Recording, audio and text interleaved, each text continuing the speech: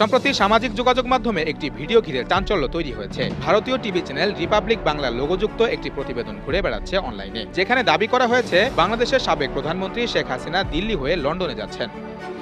শেখ হাসিনাকে বহনকারী একটি সেনা হেলিকপ্টার বাংলাদেশের আকাশসীমা অতিক্রম করে পশ্চিমবঙ্গ হয়ে দিল্লি অভিমুখে গেছে এবং পরে সেটি লন্ডনের দিকে যাত্রা করবে। তিনি দীর্ঘদিন ধরেই যেতে চাইছিলেন, কিন্তু সেরকম অবস্থার সৃষ্টি হয়নি। কিন্তু এখন একটা নির্বাচন হয়ে গিয়েছে, নির্বাচনে একটা দল এসছে। আর ব্রিটেন হচ্ছে এমন একটা জায়গা যেখান থেকে ইউরোপটা পুরো যাওয়া যায়। ব্রিটেনে প্রচুর আমাদের আওয়ামী লীগের লোকজন রয়েছেন, ফলে তারাও ওনার সঙ্গে সাক্ষাৎ করতে পারবেন। যে ইতিমধ্যেই পুতিনের সাথে শেখ হাসিনার একাধিকবার অত্যন্ত গোপনীয় এবং দীর্ঘ ফোনালাপ হয়েছে।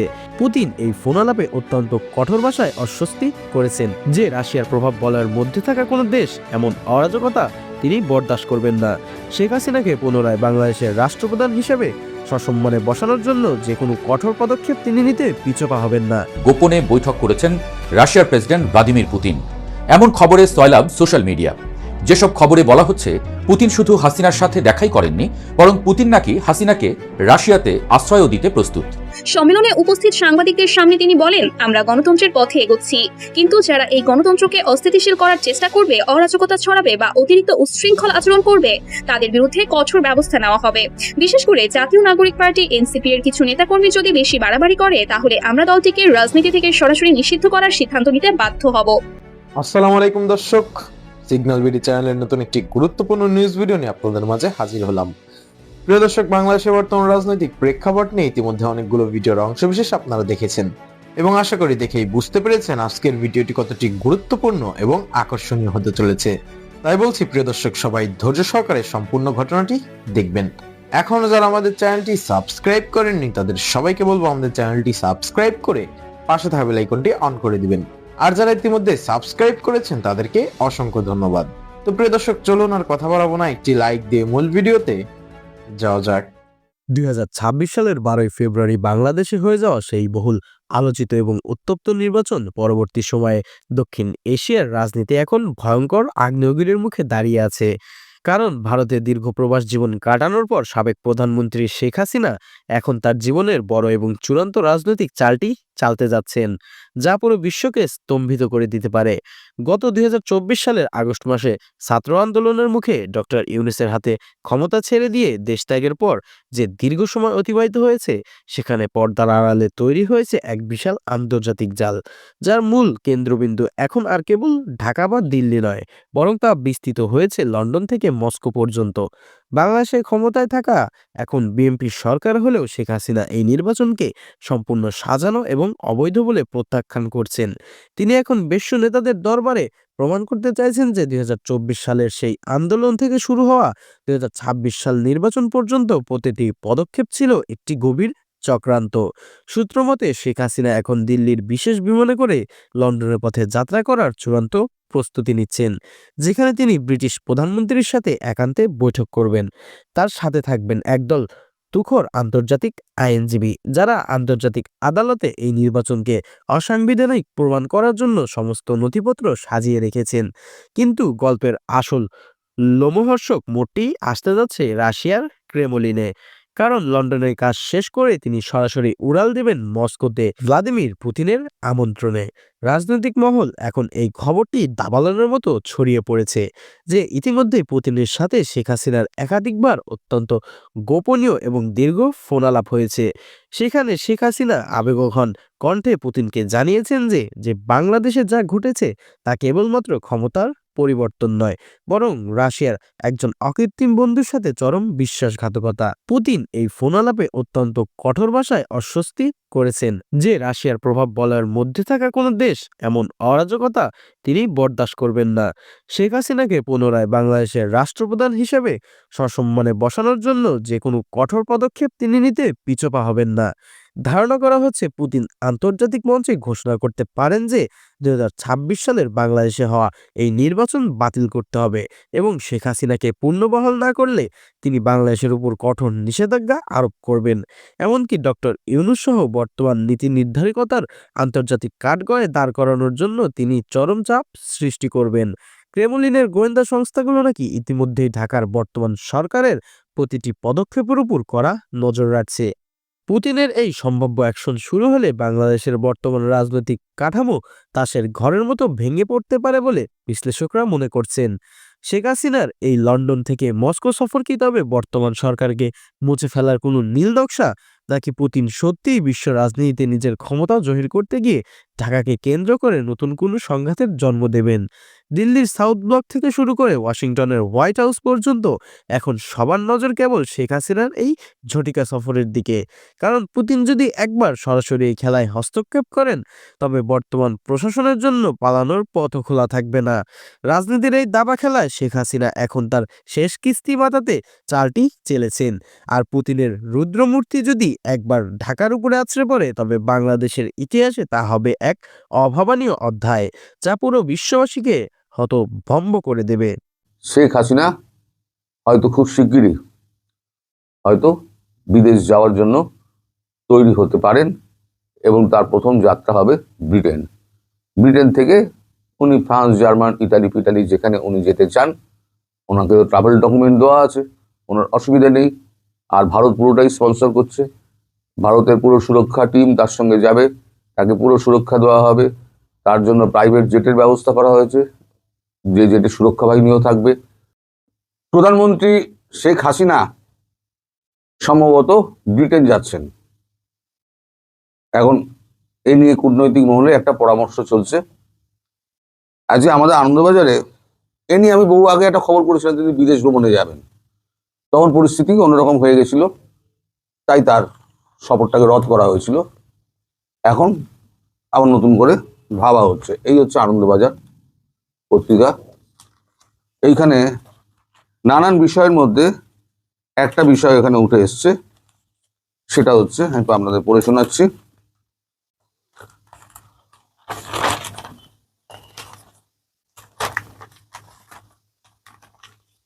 মাফ করবে, দেরি হচ্ছে।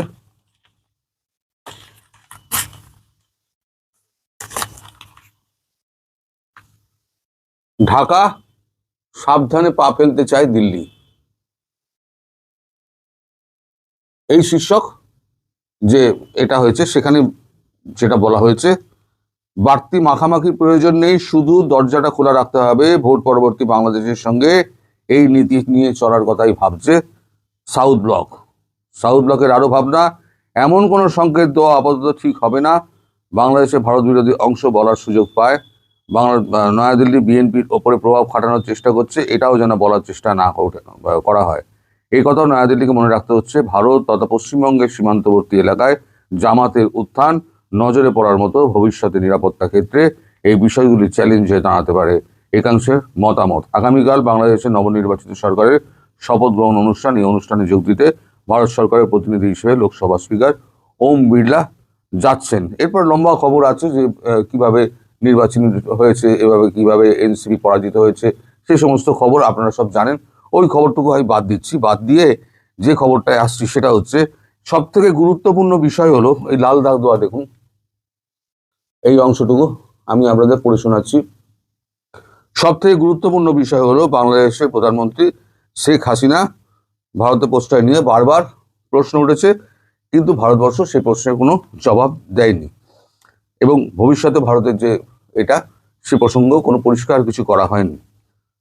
তবে তিনি ব্রিটেন সফরের ব্যাপারে একটুখানি উদ্গ্রীব হয়ে রয়েছেন। ব্রিটেন সফর উনি করতে চান। এখন এই ব্যাপারে সংশ্লিষ্ট কূটনীতিক দৌত্যের কথা ভাবতে পারে সাউথ ব্লক, এমনটাই পরামর্শ দেওয়া হয়েছে দোভালের অফিসে। বাংলাদেশের নতুন সরকারের সঙ্গে সম্পর্কের সংঘাত বিন্দু সেক্ষেত্রে অনেকটা হয়তো বাড়তেও পারে, আবার কমতেও পারে। এখন ব্যাপারটা হচ্ছে যে শেখ হাসিনা এই এক ভারতবর্ষে থাকতে থাকতে থাকতে থাকতে তিনি বোর হয়ে গিয়েছেন। খুব সাধারণ ব্যাপার। একটা মানুষ যদি 18 মাস একটা জায়গায় বন্দি অবস্থায় থাকেন, তাহলে তার মানসিক এবং শারীরিক অবস্থার উপরে একটা প্রভাব পড়ে। তিনি দীর্ঘদিন ধরেই তিনি যেতে চাইছিলেন, কিন্তু সেরকম অবস্থার সৃষ্টি হয়নি। কিন্তু এখন একটা নির্বাচন হয়ে গিয়েছে, নির্বাচনে একটা দল এসছে। আর ব্রিটেন হচ্ছে এমন একটা জায়গা যেখান থেকে ইউরোপটা পুরো যাওয়া যায়। ব্রিটেনে প্রচুর আমাদের আওয়ামী লীগের লোকজন রয়েছেন, ফলে তারাও ওনার সঙ্গে সাক্ষাৎ করতে পারবেন। আজকে আমাদের এখানে যে সমস্ত যে অনুষ্ঠানটা আছে সেখানে যে সমস্ত আমাদের মানে লোকজন আসবেন, বলা হচ্ছে আজ রাজধানীর বিশ্বকে ডাক, এই হেডিংটাও আপনারা দেখুন, বিশ্বকে ডাক মোদির। আমি প্রত্যেকটা খবরের কাগজ খুলে খুলে আপনাকে দেখাচ্ছি। বিশ্বকে ডাক মোদির,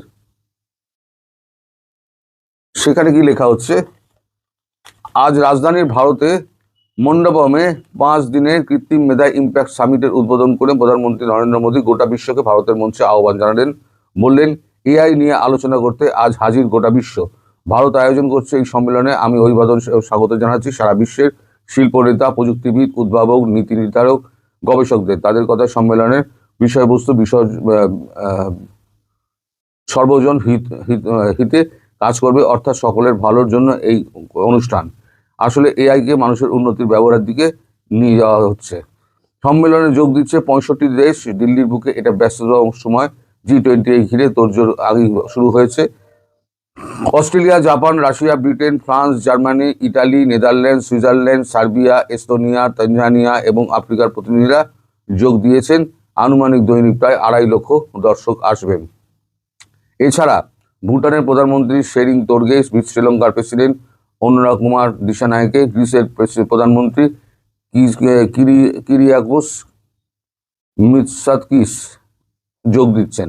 এখন এই যে বিশ্ব নেতারা আসছেন না, এই বিশ্ব নেতাদের সঙ্গে একটা আলোচনা চলবে, প্রধানমন্ত্রী শেখ হাসিনার ব্যাপারেও একটা আলোচনা চলবে, যার জন্য কূটনীতিকদের মতামতটা চাওয়া হয়েছে। এখন সেক্ষেত্রে শেখ হাসিনা হয়তো খুব শিগগিরই হয়তো বিদেশ যাওয়ার জন্য তৈরি হতে পারেন এবং তার প্রথম যাত্রা হবে ব্রিটেন। ব্রিটেন থেকে উনি ফ্রান্স, জার্মান, ইতালি ফিটালি যেখানে উনি যেতে চান, ওনাকে ট্রাভেল ডকুমেন্ট দেওয়া আছে, ওনার অসুবিধা নেই। আর ভারত পুরোটাই স্পন্সর করছে, ভারতের পুরো সুরক্ষা টিম তার সঙ্গে যাবে, তাকে পুরো সুরক্ষা দেওয়া হবে। তার জন্য প্রাইভেট জেটের ব্যবস্থা করা হয়েছে, যে জেটে সুরক্ষা বাহিনীও থাকবে। এবং যে সমস্ত দেশগুলোর ওপর দিয়ে উনি যাবেন সেই দেশের সঙ্গে কথা বলা হয়েছে, তারা যেন তাদের ফাইটার প্লেন দিয়ে এই প্রধানমন্ত্রীকে প্লেনকে যাতে পথ দেখিয়ে নিয়ে যায় এবং সুরক্ষার ব্যবস্থা করা হয়। এখন এইটা যদি হয় তাহলে পরে প্রধানমন্ত্রী সারা বিশ্বের সঙ্গে কথা বলতে পারবেন, যেটা আমি বহু পূর্বে বলেছিলাম প্রধানমন্ত্রী শেখ হাসিনা বিদেশ সফরে বেরোবেন, তখন নানান কারণে সেটা হয়ে ওঠেনি। তো অনেকেই লিখেছিলেন যে কি হলো বিদেশ সফর সম্পর্কে আপনি তার কিছু বললেন না। তখন ব্যাপারটা হচ্ছে পুরোটাই হচ্ছে কূটনৈতিক ব্যাপার। কূটনীতিতে কখন কোনটা আগে আসে, কখন কোনটা পিছনে যায়, এ তো আমরা বলতে পারবো না। ফলে এখন পরিবেশ পরিস্থিতি এবং সমগ্র ব্যাপারটা পাল্টে গেছে। এখন এই পরিবর্তিত পরিস্থিতিতে এখন শেখ হাসিনাকে যদি পাঠানো হয় ওনাকে নিরাপত্তা দিয়ে, তাহলে ভারত নিশ্চিন্ত থাকবে এবং প্রত্যেকটা দেশের কূটনীতিকদের সঙ্গে এ ব্যাপারে পরামর্শ করে ডেট ফিক্স করে তারপরেতেই কথা বলা হবে। এ ব্যাপারে আমি শোনালাম যে কূটনীতিকদের সঙ্গে কথা বলা হচ্ছে, অজিত দোভালের সঙ্গে কথা বলা হচ্ছে। এটাও সত্যি যে 1.5 বছর ধরে উনি একটা জায়গায় বন্দি থেকে উনি মানসিক দিক দিয়ে একটুখানি হয়ে গেছেন, কি বলে অস্বস্তিকর পরিবেশের মধ্যে পড়ে গেছেন। তাকে বাইরে যাওয়া অতীব প্রয়োজন, ডাক্তাররাও বলেছেন তাকে একটু বাইরে যাওয়া দরকার। সেক্ষেত্রে তাকে হয়তো বাইরে যেতে অনুমতি দেওয়া হচ্ছে এবং তিনি ব্রিটেনে যাবেন প্রথম। সকালবেলা এই খবরটা দিয়ে শুরু করলাম, বাকি দুপুরে বিকেলে আবার নিশ্চয়ই আপনার সঙ্গে দেখা হবে। সবাই এখন ভালো থাকবেন, সুস্থ থাকবেন এবং সাবধানে থাকবেন এবং প্রধানমন্ত্রী শেখ হাসিনার সুস্বাস্থ্য কামনা করবেন। আমি তারেক রহমান সশস্ত্র চিত্রে শপথ করিতেছি যে আমি আইন অনুযায়ী সরকারের প্রধানমন্ত্রী পদের কর্তব্য বিশ্বস্তার সহিত পালন করিব। বেশি বাড়াবাড়ি করলে এনসিপি কে নিষিদ্ধ করব, শপথ নিয়ে সরাসরি হুঁশিয়ারি দিয়ে যা বললেন তারেক রহমান। আজ জাতীয় সংসদের দক্ষিণ প্লাজায় ত্রয়োদশ জাতীয় সংসদের নবনির্বাচিত সদস্যদের শপথ গ্রহণের পর বিকেলে প্রধানমন্ত্রী হিসেবে শপথ নেন বিএনপি চেয়ারম্যান তারেক রহমান। শপথ গ্রহণ শেষে প্রথম সংবাদ সম্মেলনে তিনি নতুন সরকারের লক্ষ্য উদ্দেশ্য তুলে ধরার পাশাপাশি একটি শক্তিশালী বার্তা দেন।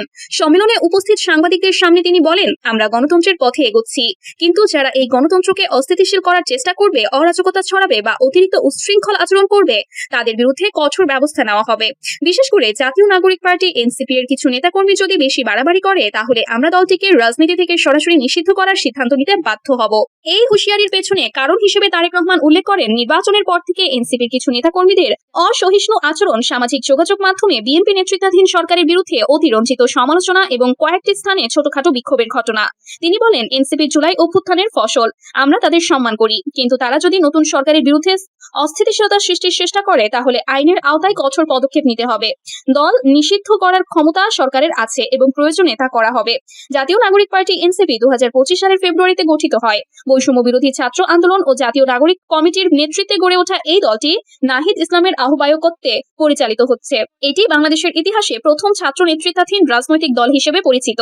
ত্রয়োদশ সংসদ নির্বাচনে এনসিপি 6টি আসনে জয়লাভ করে দ্বিতীয় বৃহত্তম বিরোধী দলের মর্যাদা পেয়েছে। বিএনপির নিরঙ্কুশ বিজয়ের পরও এনসিপির এই অবস্থান অনেকের কাছে অপ্রত্যাশিত ছিল। নির্বাচনের পর তারেক রহমান নাহিদ ইসলামের বাসায় সৌজন্য সাক্ষাৎ করেছিলেন।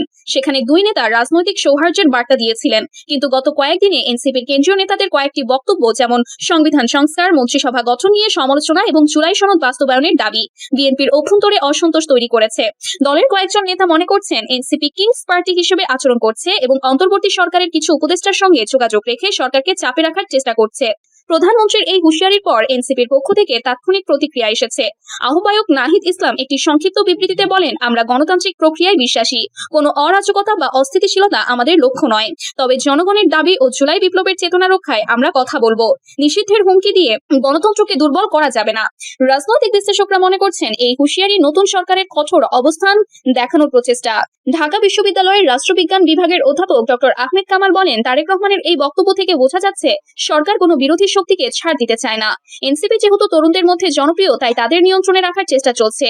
কিন্তু নিষিদ্ধ করা হলে তা বড় ধরনের বিতর্ক তৈরি করবে এবং আন্তর্জাতিক মহলে প্রশ্ন উঠবে। এদিকে বিএনপির স্থায়ী কমিটির এক সদস্য নাম প্রকাশ না করার শর্তে বলেন, এনসিপির কিছু নেতা অতিরিক্ত উচ্চাভিলাষী। তারা মনে করছে তারা ছাড়া সরকার চলবে না। প্রধানমন্ত্রী স্পষ্ট করে দিয়েছেন, আমরা সহনশীল কিন্তু সীমা লঙ্ঘন সহ্য করব না। শপথ অনুষ্ঠানে চীন, পাকিস্তান, ভুটান, মালদ্বীপ সহ 13 দেশের প্রতিনিধিরা উপস্থিত ছিলেন। ভারতের প্রতিনিধি হিসেবে লোকসভার স্পিকার ওম বিরলা যোগ দেন। প্রধানমন্ত্রী তারেক রহমান তার প্রথম ভাষণে বলেন, আমরা সবাইকে নিয়ে এগোবো, কিন্তু দেশের স্থিতিশীলতা আমাদের প্রথম অগ্রাধিকার। এই ঘটনার পর রাজনৈতিক মহলে আলোচনা চলছে, এনসিপি কি সত্যি নিষিদ্ধ হতে পারে নাকি এটা শুধু চাপ সৃষ্টির কৌশল। আগামী দিনগুলোতে এনসিপির কর্মকাণ্ড এবং সরকারের প্রতিক্রিয়া এই প্রশ্নের উত্তর দেবে। প্রিয় দর্শক, ইতিমধ্যে আপনারা আমাদের পুরো ভিডিওটি দেখেছেন। ভিডিওটি দেখে কি জানলেন এবং বুঝলেন, অবশ্যই আপনাদের মূল্যবান মতামতটি আমাদের কমেন্ট বক্সে জানাতে ভুলবেন না। এখনো যারা আমাদের চ্যানেলটি সাবস্ক্রাইব করেননি তাদের সবাইকে বলবো আমাদের চ্যানেলটি সাবস্ক্রাইব করে পাশে থাকা বেল আইকনটি অন করে দিবেন এরকম নিত্য নতুন প্রতিদিন গরম গরম নিউজ আপডেট পেতে। ধন্যবাদ সবাইকে।